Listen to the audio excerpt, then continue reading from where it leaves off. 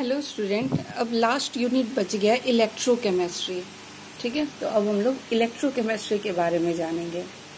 सबसे पहली बात, इलेक्ट्रोकेमिस्ट्री होता क्या है। इलेक्ट्रोकेमिस्ट्री अगर दी केमिस्ट्री का वह ब्रांच है, वह शाखा है जिसके अंतर्गत हम लोग यहाँ पे क्या करते हैं, इलेक्ट्रोकेमिस्ट्री में जो पढ़ेंगे, टोटल चैप्टर में क्या पढ़ेंगे कि इसके अंतर्गत जो है केमिकल एनर्जी को इलेक्ट्रिकल एनर्जी में या इलेक्ट्रिकल एनर्जी को केमिकल एनर्जी में चेंज हो रहा है, यहाँ पे उसमें जो चेंजेस हो रहा है उसको पढ़ेंगे या फिर उनके बारे में ही स्टडीड करेंगे। तो इलेक्ट्रोकेमिस्ट्री टोटल चैप्टर में हम लोग केमिकल टू इलेक्ट्रिकल और इलेक्ट्रिकल टू केमिकल के बारे में जानेंगे। ठीक है, अब इलेक्ट्रोकेमिस्ट्री का यदि डेफिनेशन कह दे तो ये कह सकते हैं कि the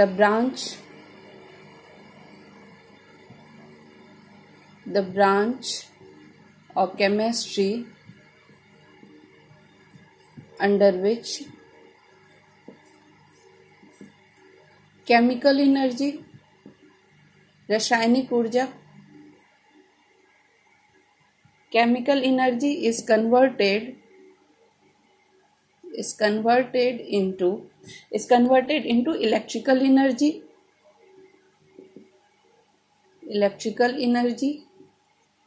is converted into electrical energy and electrical energy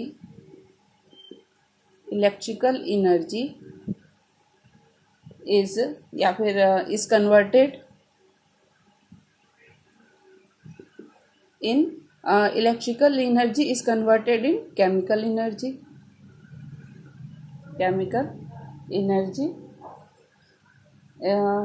chemical energy is studied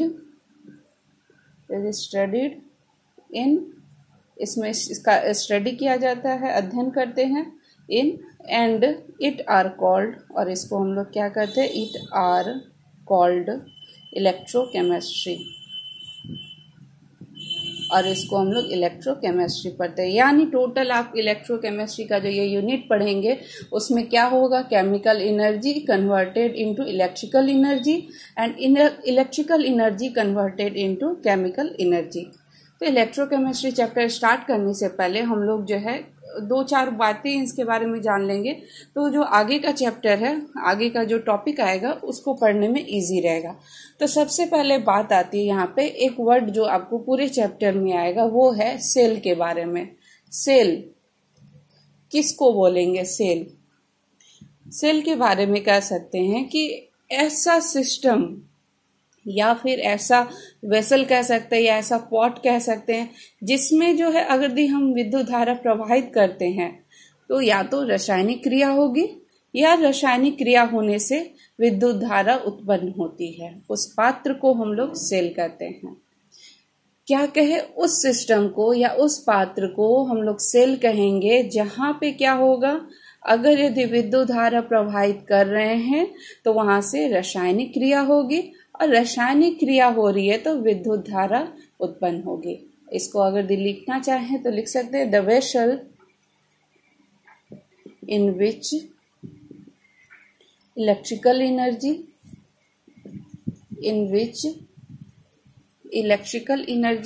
the vessel in which electrical energy and chemical energy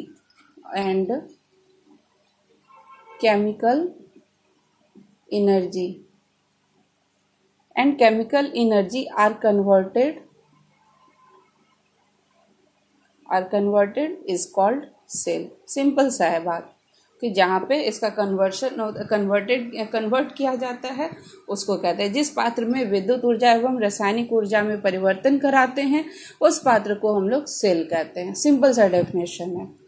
next है, अब सेल के बारे में जान रहे हैं तो सेल के बारे में जान लेते हैं कि इलेक्ट्रोकेमिकल सेल के बारे में सबसे पहला जो आता है वो आता है इलेक्ट्रोकेमिकल सेल।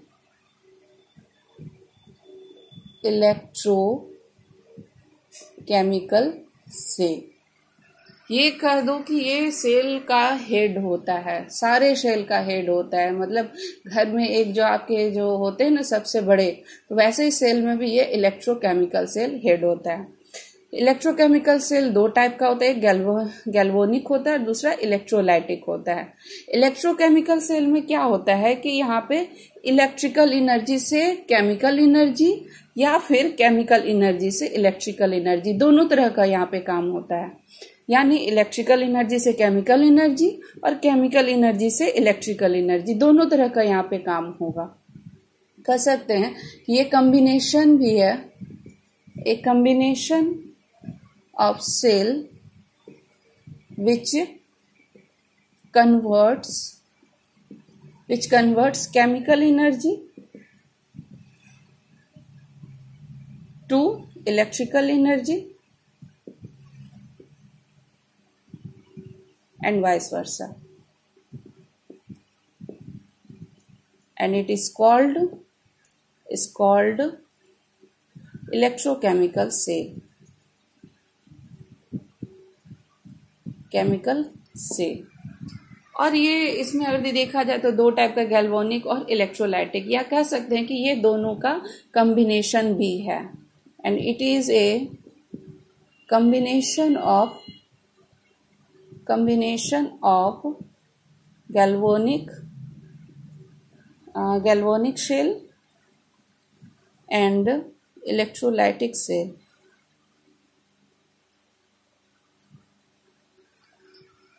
गैल्वेनिक और इलेक्ट्रोलाइटिक दोनों का ये कॉम्बिनेशन होता है। उसके बाद जो है ये गैल्वेनिक और इलेक्ट्रोलाइटिक दोनों का कॉम्बिनेशन होता है, कह सकते हैं। अब जो नया वर्ड आया गैल्वेनिक और इलेक्ट्रोलाइटिक, उसके बारे में जान लेते हैं। पहले इलेक्ट्रोकेमिकल सेल क्या हुआ कि यहाँ पे केमिकल एनर्जी से इलेक्ट्रिकल एनर्जी और इलेक्ट्रिकल एनर्जी से केमिकल एनर्जी, दोनों टाइप का काम होता है। अब जो पहला आ रहा है गैल्वेनिक सेल क्या है?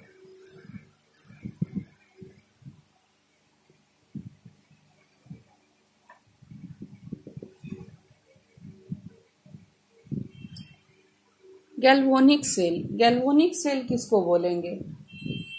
गैल्वेनिक सेल बोलेंगे जहां पे जो है आपका केमिकल एनर्जी से, केमिकल उस सेल को बोलेंगे जहां पे केमिकल एनर्जी से कन्वर्ट होगा किसमें? इलेक्ट्रिकल एनर्जी में।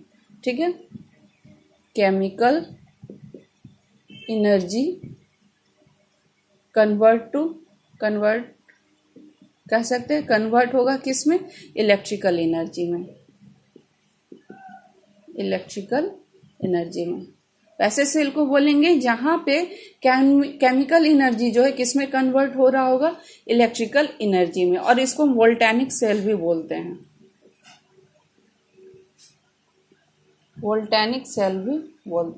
ठीक है, यहाँ पे क्या होगा कि यहाँ पे जो है केमिकल एनर्जी को कन्वर्ट किया जाएगा किसमें?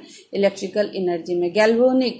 गैल्वेनिक नाम में ही देखिए यहाँ पे क्या दिख रहा है? सी जैसा दिख रहा है ना, तो कभी कंफ्यूज मत होइएगा।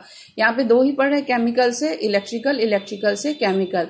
तो यहाँ पे जैसे ये सी देख रहे हैं, यानी केमिकल से किसमें होगा? इलेक्ट्रिकल में। ठीक है, कंफ्यूज मत होइएगा।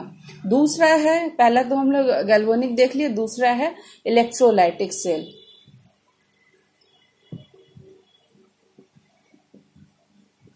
नाम में ही देखिए ई है, यानी यहाँ पे क्या होगा? इलेक्ट्रिकल एनर्जी जो है किसमें कन्वर्ट होगी? केमिकल एनर्जी में। Electrical energy to chemical energy. ठीक है, इलेक्ट्रोलाइटिक सेल उसको बोलेंगे जहां पे इलेक्ट्रिकल एनर्जी किसमें कन्वर्ट होगी? केमिकल एनर्जी में। उसके बाद एक और कॉमन नाम आएगा आप लोगों के पूरे होल चैप्टर में, कंडक्टर्स। ये किसको बोलते हैं? कंडक्टर। अगर इसका देखा जाए तो ये कह सकते हैं कि ए substance which allows current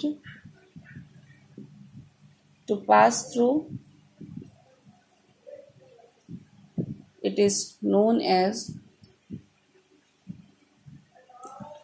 as conductor.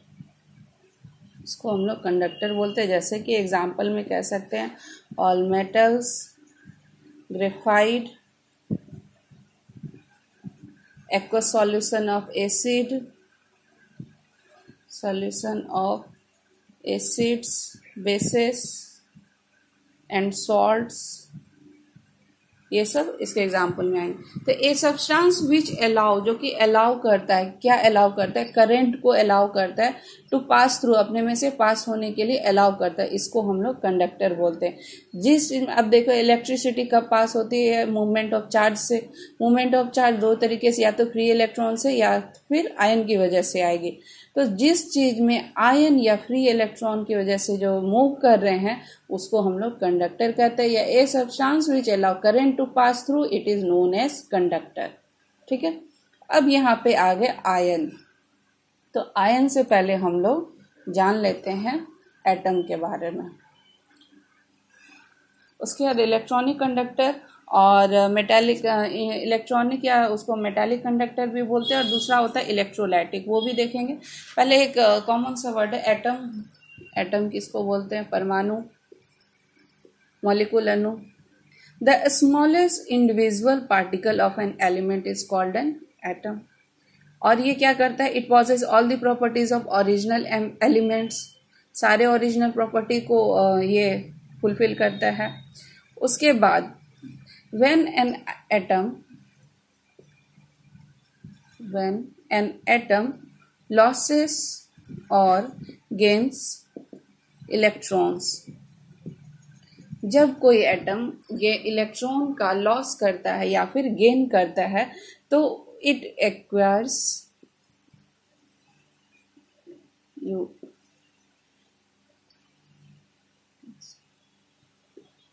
UIRES, it acquires positive और निगेटिव चार्ज, पॉजिटिव और निगेटिव चार्ज।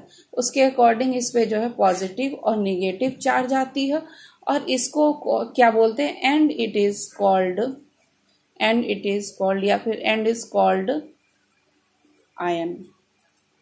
ठीक है, एटम तो क्या बोले कि एटम के बारे में कि the smallest invisible particle of an element, किसी भी एलिमेंट का सबसे छोटा पार्टिकल होता है एटम, जिसमें की सारी प्रॉपर्टी होती है ओरिजिनल एलिमेंट के। अब जब ये एटम जो है लॉस या फिर गेन करता है इलेक्ट्रॉन का, तो उसके अकॉर्डिंग यहाँ पे पॉजिटिव और निगेटिव चार्ज होती है, और जब ये पॉजिटिव या निगेटिव चार्ज हो जाती है तो उसको हम लोग बोलते हैं आयन। आयन दो तरह के होते हैं, कैटायन और एनायन।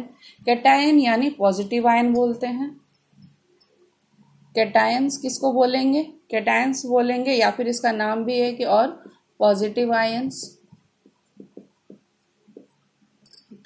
क्या होता है कि these are form from metallic atoms, ये जितने भी तरह के मेटालिक एटम्स हैं उनके द्वारा फॉर्म्ड होता है।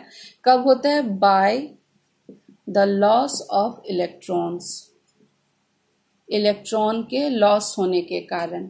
इलेक्ट्रॉन के लॉस होने के कारण ये पॉजिटिव आयन बन जाते हैं, कैटायन बन जाते हैं। अब देखो कि किसी का लॉस हो रहा है तो उसको आप बोल दोगे कैसे पॉजिटिव, अरे सिंपल सा बात है कि अगर यदि आपके पास बहुत सारा अगर रहेगा, आपके पास बहुत सारा रुपया पैसा है, तभी तो आप किसी को दे रहे हैं ना। तो मतलब क्या है, आप अंदर से एक मतलब अंदर से एकदम मजबूत हैं, आप इकोनॉमिकली मतलब पैसे से एकदम हर तरह से मजबूत हैं।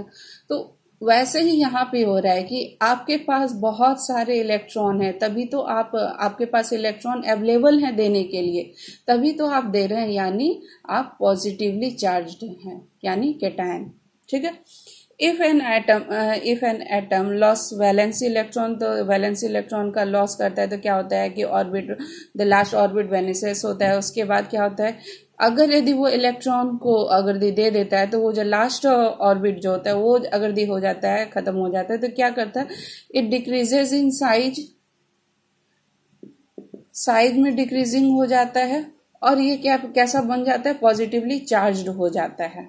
ठीक है, तो such a charge atom is called an cation कह सकते हैं, या फिर इसको पॉजिटिव आयन कह सकते हैं। जैसे कि अगर हम एक एग्जांपल देखें तो Na का देख सकते हैं।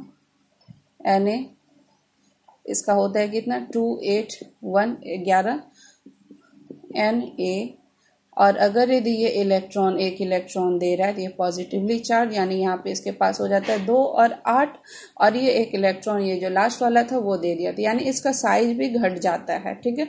और ये कैसा चार्ज बन जाता है? Positively charge. इसको बोलते हैं हम लोग कैटायन।